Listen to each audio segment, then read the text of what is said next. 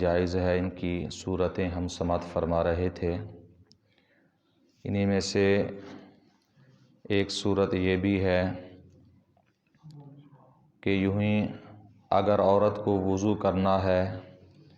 اور وہاں پر کوئی نامحرم مرد موجود ہے جس سے چھپا کر ہاتھوں کو دھونا اور سر کا مسح کرنا مشکل ہے تو عورت تیمم کر سکتی ہے۔ یہ بظاہر تو ہمیں بہت ہی عجیب سی صورت نظر آتی ہے، لیکن یہ شریعت کا حکم ہے کہ ایسی جگہ پر کہ جہاں پر مرد زیادہ ہیں یا کوئی ایک آدھ مرد ہے، دو مرد ہیں، لیکن عورت وضو کرنا چاہتی ہے، وضو کے اندر صاف ظاہر ہے کہ اپنی کلائیاں اپنی بازوؤں کو ننگا کرے گی اور دھوئے گی، اس کے بعد اور اپنے سر سے دوپٹہ وغیرہ اٹھا کر سر کا مسح کرے گی، اور یہ ان دونوں چیزوں کا پردہ کرنا فرض ہے۔ تو اب کیونکہ دونوں کلائیاں ننگی ہوں گی، سر بھی ننگا ہوگا، تو اس صورت میں ہمارے دین اسلام نے اجازت دی کہ اگر مرد آگے پیچھے نہیں ہوتے اور وہاں پر وہ ڈٹے ہوئے ہیں، جیسا کہ ایسا کئی جگہ پر ہوتا ہے کہ مسافر ہیں، اگر اس حالت میں بھی ایسا ہو سکتا ہے، یا کسی اور جگہ پر بھی جیسے شادی بیاہوں کی تقریبیں ہوتی ہیں وہاں پر بھی ایسا ہو سکتا ہے، تو عورت کو یہ اجازت نہیں ہے کہ نامحرم مرد جو ہیں ان کے سامنے اپنے بازوؤں کو ننگا کرے یا اپنے سر کو ننگا کرے کہ دوپٹہ ہٹائے، یہ فرض اور ضروری ہے۔ ایسی حالت میں ہمارے دین اسلام نے، اللہ رسول نے یہ حکم دے دیا ہے کہ عورت تیمم کر سکتی ہے۔ عورت تیمم کر کے، یعنی پانی بھی ہے، سب کچھ ہے، لیکن صرف وجہ اتنی ہے کہ نامحرم مرد موجود ہے کہ اگر وہ وضو کرتی ہے تو کلائیاں دیکھ لیں گے، کلائیوں کی بے پردگی ہوتی ہے، سر کی بے پردگی ہوتی ہے، تو شریعت نے یہ حکم دیا ہے کہ وہ تیمم کر سکتی ہے۔ تو آج کل ہمارے ہاں دیکھ لیں کہ ہم اپنی ماؤں بہنوں کو پردے کا بالکل ہی حکم نہیں دیتے، نہ اس میں ہم ذرا برابر سختی کرتے ہیں کہ سر بھی کھلے ہوئے ہیں، عام حالات میں کلائیاں بھی کھلی ہوتی ہیں، بلکہ آج تو کپڑے ایسے آ گئے کہ پوری کلائیاں، پورے جو بازو ہیں وہ ننگے ہوتے ہیں، جالیوں ٹائپ ایسے کپڑے آ گئے۔ تو ہمارے دین کو دیکھیں کہ ہمارا دین کتنا اس چیز کے بارے میں سختی کا حکم دیتا ہے۔ یعنی اس میں اگر کچھ گنجائش ہوتی نا، تھوڑی بہت بھی اگر گنجائش ہوتی تو پھر یہ بھی گنجائش ہوتی کہ وضو عورت کر لے، لیکن شریعت نے یہ حکم دے دیا کہ نہیں، عورت پر وضو لازم نہیں ہے، بلکہ اب تیمم کرے، مٹی کے ساتھ تیمم کرے اور نماز پڑھے۔ اب دیکھنے والے بھی گناہ گار اور وہ عورتیں بھی گناہ گار کے جن کے سروں پر دوپٹے نہیں رہتے، جن کے سروں کے بال عام طور پر خصوصاً نامحرم مردوں سے چھپے نہیں جاتے اور بازو نہیں چھپاتی، یعنی بازو بھی نامحرم مرد کے سامنے، سر کے بال بھی، یہ چھپانا لازم اور ضروری ہے۔ اگر یہ دونوں چیزیں بازو اور سر ننگا ہو نماز کے اندر، نماز بھی عورت کی نہیں ہوتی، یہاں تک حکم ہے۔ تو بہرحال دیکھیں کہ ہمارا دین اسلام کتنا اس چیز کے بارے میں سختی فرماتا ہے، اور یہاں تک بھی ہے کہ یہ آگے شاید صورت آئے گی کہ ایک صورت یہ بھی ہے کہ اگر مرد ہے یا عورت ہے کسی ایسی جگہ پر فوت ہو جاتے ہیں کہ جس جگہ پر اگر عورت ہے تو کوئی ساتھ میں اور عورت غسل دینے والی نہیں، ایک عورت فوت ہو گئی لیکن کوئی عورت غسل دینے والی نہیں ہے۔ سفر میں ایسا ہو سکتا ہے کہ محرم مرد ساتھ ہے، اگرچہ شوہر بھی ساتھ ہے اس کے،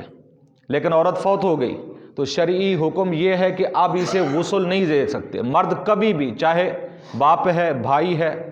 یعنی جو محرم مرد ہیں وہ بھی عورت کو، اپنی بہن کو، اپنی بھانجی کو، اپنی خالہ کو، اپنی والدہ کو غسل شرعی طور پر نہیں دے سکتے۔ ایسی صورتحال میں کیا کرنا ہے؟ سفر میں اگر ایسا کوئی واقعہ پیش آ جائے، اب صاف ظاہر دفن بھی اسے کرنا ہے، تو حکم یہ ہے شریعت کا کہ تیمم کرا کے، میت کا تیمم کرا کے اسے دفن کر دیں۔ اگر ایسی ہی صورتحال ہے کہ مرد کوئی فوت ہو گیا، اس کے علاوہ کوئی اور مرد نہیں ہے کہ جو غسل دے، تو بھی حکم یہ ہے کہ عورت اگرچہ بیوی ہو، شوہر کو غسل نہیں دے سکتی بلکہ تیمم کرانا پڑے گا۔ تو ایسی دیکھیں کہ ہمارے دین اسلام کے اندر یہ صورتیں کتنا زیادہ لحاظ کے تحت بتائی گئی ہیں۔ حالانکہ میت کا غسل بھی فرض ہے، لیکن کسی مرد کو چاہے بھائی ہے والد ہے عورت کے غسل کی اجازت بالکل نہیں دی گئی جب تک کوئی عورت موجود نہ ہو۔ تو یہ وہ صورتیں ہیں کہ جہاں ہمارا دین اسلام اتنی رعایت دے دیتا ہے تاکہ عورت کی جو عزت ہے وہ برقرار رہے، عورت کا جو پردہ ہے وہ برقرار رہے۔ یہ حکم دیا اللہ رسول نے کہ عورت ایسی حالت میں کہ جہاں پر نامحرم مرد موجود ہیں وہاں پر تیمم کر لے، وہاں پر اپنا سر بھی نہ کھولے اور بازو بھی نہ کھولے۔ اور اسی طرح ایک اور صورت ہے کہ عورت کے پاس پانی نہیں ہے، نہ باہر نکلنے کو چادر، نہ بیٹا وغیرہ ہے کہ لا دینے پر والا ہو، یا کوئی ایسا شخص بھی نہیں ہے کہ جو اجرت پر اسے پانی لا کر دے، یعنی اجرت مثلی پر اگر لا دے تو بھی ٹھیک ہے، اور اگر اجرت مثلی سے زیادہ مانگتا ہے یعنی مزدوری اگر زیادہ مانگتا ہے تو پھر بھی لازم نہیں ہے، اور یا یہ عورت مفلس ہے کہ اس کے پاس مال نہیں ہے، یا مال تو ہے لیکن فی الحال نہیں ہے، اور مال لے آنے پر قادر نہیں ہے، ادھار پر بھی پانی نہیں مل رہا، عورت چار دیواری کے اندر موجود ہے، یعنی جب ایسی کوئی صورت نہیں ہے تو عورت پر لازم نہیں کہ وہ باہر ہر صورت میں نکلے، نہیں، بلکہ حکم یہ ہے کہ گھر ہی کے اندر رہ کر وہ تیمم کر کے نماز پڑھ سکتی ہے۔ یعنی یا تو عورت کے پاس چادر نہیں ہے کہ جس سے پردہ کر کے باہر جائے، چادر نہیں ہے، یعنی ایسی صورتیں گزر گئی ہیں، ابھی تو ہمارا زمانہ کچھ چینج ہو گیا ہے نا، تو یہ بہرحال صورتیں ہم ذہن میں رکھیں تو ہمیں کئی مرتبہ یہ کئی جگہ پر کام آئیں گی کہ عورت کے پاس اگر بالفرض چادر نہیں کہ باہر نکلے باپرد صورت میں پانی لینے کے لیے، تو حکم یہ ہے کہ عورت گھر ہی میں تیمم کرے، پانی سے کے ساتھ اس پر وضو لازم نہیں ہے۔ ہاں، یا کوئی بیٹا وغیرہ، بیٹا اگر ہے کہ پانی لا دے، لیکن آج تو ہمارے ہاں معاملہ ہی پورا معاشرہ ہی الٹا ہو گیا ہے کہ گھر کے اندر سارے جنے بیٹھے ہیں، بیٹے بھی بیٹھے ہیں، مائیں جا کر پانی لے آتی ہیں۔ ویسے دیکھ لیں کہ کتنی شرم کی بات ہے کہ مرد خود نہ لے آئیں۔ ہاں، اگر ایک مرد گھر میں نہیں ہے تو وہ ایک علیحدہ بات ہے، گھر میں مرد موجود ہونے کے باوجود بیٹا بیٹھا ہے، ماں پانی لینے کے لیے گئی ہے، شوہر گھر میں بیٹھا ہے، بیوی باہر پانی لینے کے لیے گئی ہے، تو یہ صورتیں اچھی نہیں ہیں۔ یعنی ان صورتوں کے اندر دیکھیں کہ عورتوں سے شریعت نے یہ وضو کا بھی حکم اٹھا دیا کہ اگر کوئی ایسی صورت ہے تو عورت گھر میں تیمم کر سکتی ہے، تو ہم بے پردہ ماؤں کو بہنوں کو باہر بھیج دیں پانی لے آنے کے لیے، تو یہ آپ خود اندازہ لگا لیں کہ کتنی پھر یہ ہماری کم عقلی سمجھ لیں، کچھ بھی سمجھ لیں تو ہم خود اپنے آپ پر ایک شریعت کا حکم نافذ کر سکتے ہیں کہ کیا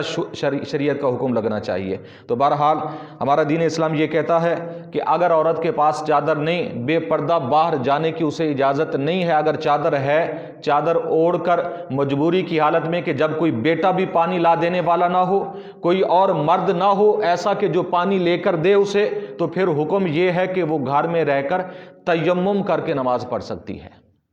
یہ دین اسلام نے حکم دیا۔ اللہ تعالیٰ کی بارگاہ میں دعا ہے نبی کریم صلی اللہ علیہ وسلم کے وسیلہ سے ہم سب کو دین کی صحیح سمجھ عطا فرمائے، پیارے آقا علیہ الصلوۃ والسلام کے نقش قدم پر چلنے کی توفیق عطا فرمائے، آمین بجاہ النبی